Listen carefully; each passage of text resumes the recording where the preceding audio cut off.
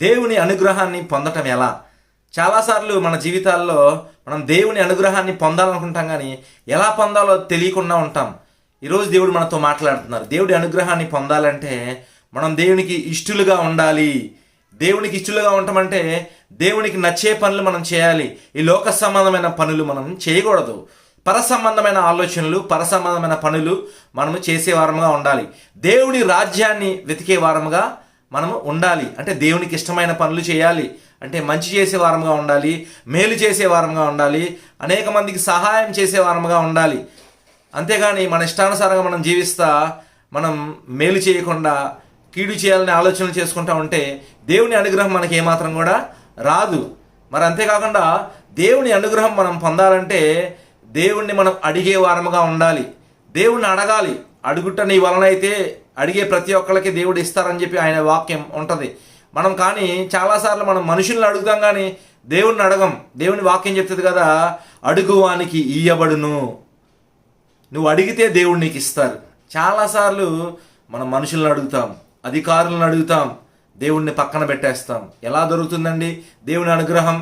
కాబట్టి ఈరోజు దేవుడు నీతో నాతో మనందరితో దేవుడు మాట్లాడుతున్నారు.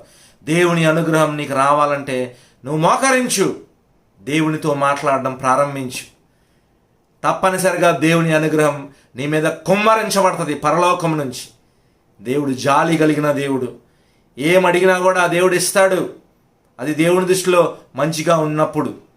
కాబట్టి మనం దేవుని అనుగ్రహాన్ని పొందాలంటే మనం ప్రార్థన చేసే వారంగా ఉండాలి, దేవునిని అడిగే వారంగా ఉండాలి, దేవునికి ఇష్టమైన పనులు చేసే వారంగా ఉండాలి. అప్పుడు దేవుడి అనుగ్రహం మన మీద తప్పకుండా కూడా ఉంటుంది. దేవునికి ఇష్టమైన పనులు చేసేవారి ఎడల ఆయన అనుగ్రహం ఎందుకు ఉంటుందంటే, ఒక తండ్రి ఉంటాడు, ఇద్దరు పిల్లలు ఉంటారు. ఒక కొడుకు తండ్రికి ఇష్టం వచ్చినట్లు బ్రతుకుతూ ఉంటాడు. మరి ఆ తండ్రి ఎవరిని ఎక్కువగా ప్రేమిస్తాడు?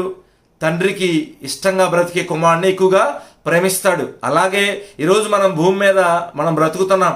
మన పరలోకపు తండ్రి యేసయ్య మనం భూమి మీద బ్రతికేటప్పుడు దేవునికి ఇష్టమైన పనులు చేస్తా మనం బ్రతికినప్పుడు తప్పనిసరిగా దేవుని అనుగ్రహం మన మీద కుమ్మరించబడుతుంది. మనం ఆశీర్వదించబడతాం, దీవించబడతాం, అనేక మందికి దీవెనకరముగా మార్చబడతాం.